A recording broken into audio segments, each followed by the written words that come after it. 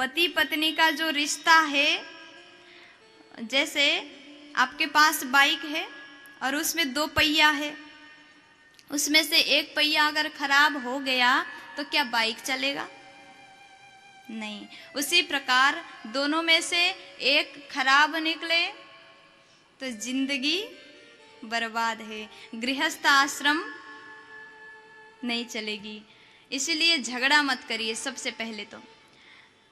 और दोनों में लड़ाई हुआ, 4 दिन हो गया, दोनों एक दूसरे से बात नहीं कर रहे हैं।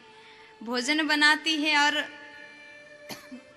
पेपर में लिख दिया भोजन तैयार है, भूख लगी हो तो आ जाना, रख दिया। और देवी जी चली गई और पतिदेव ने देखा लेटर पड़ा भोजन तैयार है, चला गया और भोजन कर लिया, खाना खा लिया, उसके बाद सो गए। और ऐसे 4-5 दिन हो गया।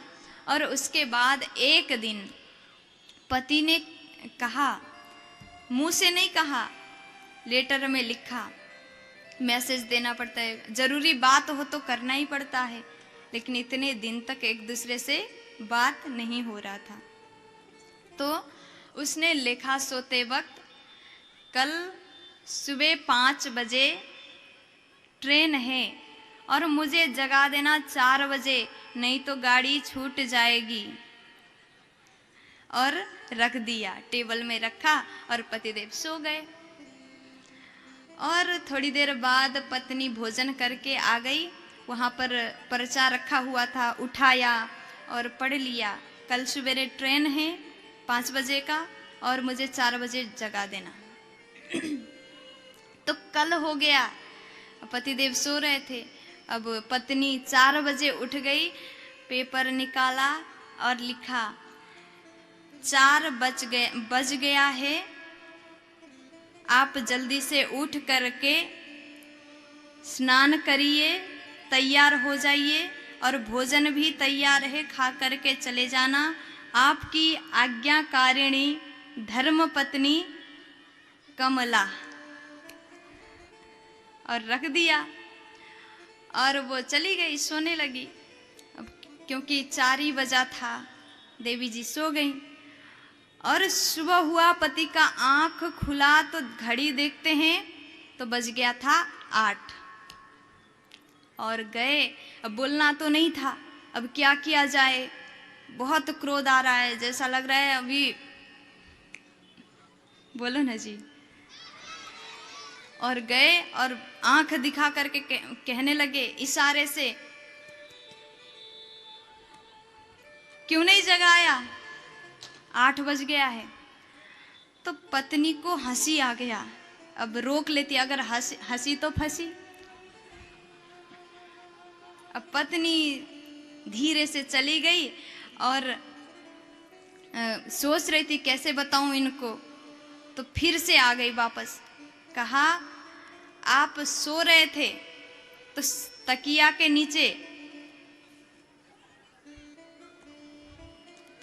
नीचे रखा है। पति चला गया और तकिया उठाया, वहां पर्चा था, लिखा था 4 बज गया, भोजन कर लेना, सब तैयार है, 5 बजने वाला है, नहीं तो गाड़ी छूट जाएगी, आपकी आज्ञाकारिणी धर्म पत्नी कमला। तो पतिदेव ने जैसे देखा, सोचने लगा ऐसे तो नहीं चलेगा, अब कब तक बात नहीं करेंगे। और फिर से वो सहेली आ गई, उसको पता चल गया, सहेली को सब बताती थी वो, और उसको पता चल गया, कहने लगी वो सत्संग हो रहा है, वहां जाकर के अगर सुनोगे तो सुधर जाओगे, गृहस्थ जीवन तुम्हारा सफल रहेगा, नहीं तो रोज के झगड़ा से तुम्हारा ही नुकसान है। और दोनों ही पति पत्नी सत्संग में चले गए। और जैसे सत्संग में चले गए, गुरुजी ने कहा अगर जीवन की गाड़ी चलानी है तो दोनों को हमेशा अपने मन में अभिमान नहीं लाना चाहिए, जब तक प्रेम ना हो तब तक जीवन व्यर्थ है। बड़ा सुंदर उपदेश दे रहे थे, सुन कर के लगा कि हाँ, हम लोग गलत रास्ते पे चल रहे हैं, हमें सुधरना चाहिए।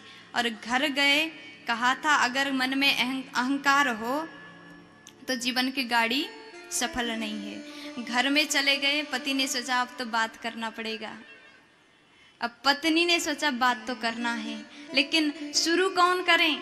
दोनों के मन में ईगो है। अगर मैं शुरू करूंगी तो मैं छोटी हो जाऊंगी, पति सोचने लगा अगर मैं शुरू करूंगा तो मैं छोटा हो जाऊंगा। और ठंड था, सर्दी में, गांव में पहले के जमाने में वो लकड़ी जला करके ऐसे हाथ को सिकाते थे। आग बीच में है, दोनों पति पत्नी ऐसे कर रहे हैं, सेक रहे हैं। तो पतिदेव बैठे हुए थे और वो अंगारा, अंगारा बोलते हैं ना, वो एक छोटा सा अंगारा उनके कुर्ता में लग गया।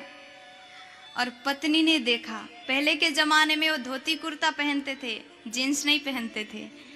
तो जैसे धोती में वो लग गया, धीरे धीरे तेजी से जलने लगा। पत्नी को पता है अगर बता दूं तो मैं छोटी हो जाऊंगी, फिर पहले मुझसे शुरू होगा बातचीत, अब क्या करूं? तो आपका स्वभाव तो आपको पता ही है। तो उस माता ने, पतिदेव इधर थे तो इधर देखा, ऐसे इधर की ओर मुंह किया और कहने लगी किसी का कुर्ता जले तो मैं क्या करूं, किसी का धोती जले तो मुझे क्या करना। तो पति ने जैसे सुना चारों ओर देखने लगा, यहां तो कुर्ता धोती वाला कोई नहीं है। और नजर नीचे की ओर गया तो धोती जल रहा था, और जल्दी जल्दी से कैसे कैसे करके आग को बुझा दिया। और जा करके सोच रहा है अब तो बोलना पड़ेगा, इसी के कारण बच गया, नहीं तो आज खुद ही जल जाता। प्यार से बोलो। अब पतिदेव गए और कहा देवी जी आई एम सॉरी। कभी भी झगड़ा हो समझ जाइए, ये तो बहुत जिद्दी हैं। माताओं के स्वभाव को तो सब जानते हैं, बात नहीं करेंगी, आपको ही सॉरी बोलना पड़ेगा, बोल दीजिए ना। इसलिए इस जीवन को सही तरीके से चलाना हो तो ईगो नहीं होना।